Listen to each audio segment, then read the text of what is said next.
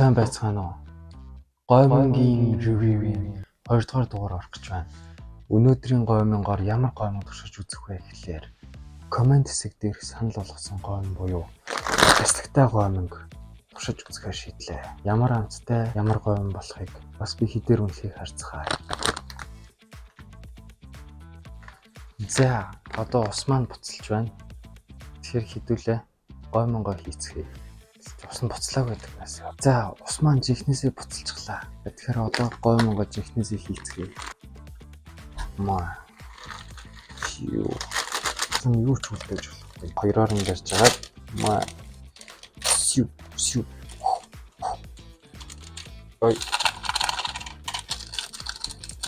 Гэтэ энэ гоймон ер нь хүмүүс идэхтэй хамгийн түгээмлэр буюу бага байхаасаа 10 жил байхаасаа эхлээд гоймон хачиртай маш их авч иддэг байсан. Уул нь надад хачир нь бэлэн байсан. Гэхдээ гол нь би энэ гоймонгийн ревювийг гоймонгийн яг өөрийнх нь жинхэнэ амт ямар амттай вэ? Тэрийг нь үнэлж байгаа болохоор энийг хийхгүй байхаар шийдлээ. Цэцэрлээ.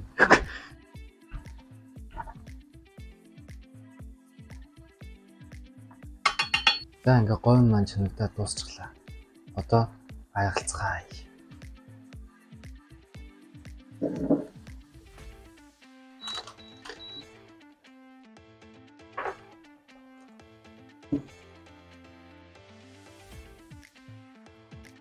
За одоо яг л өмнөх шигээ сайхан бүүнд нь барьж авч агаад автаар нь маа энэ яг гоё болсонгүй. Гэтэ яах вэ? Энэ дээрээ одоо сайхан ногоон сангинаа тавиад. За хамсцгаая. За гоймонгоо эцэцгээе.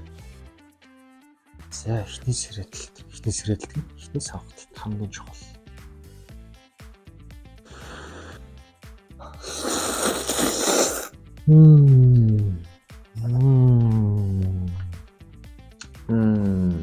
Гоймон бол гойсон маань. Гоймонг ялбаалгаж идэх маш муухай. Тэгээс жоохон заждууртай авах хэрэгтэй.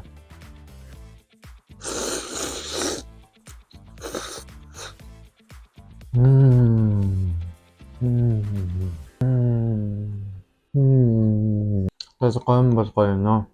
Одоо шүлнээс нэг амсцээ.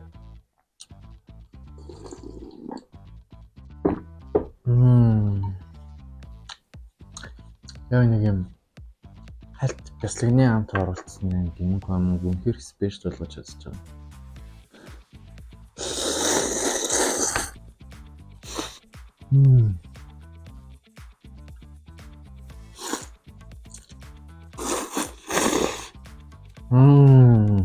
За жахаад савхаа эргэлдүүлж хамаг гоймонгийн хамж хагаад юу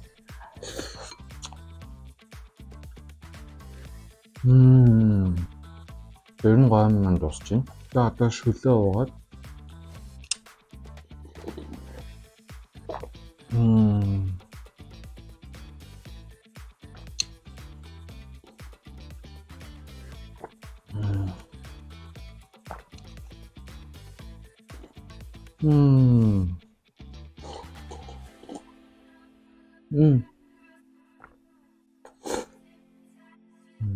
Ороо хуурсан гоймонгууд нь томцсон байсан юм уу?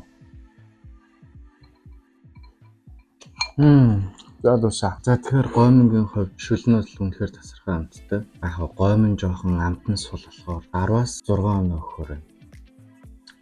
Та нарт ирэх үнэлгээтэй санагддаг вэ? Комент хэсэг дээр өөрийнхөө үнэлгээг бичээрэй. Баярлалаа.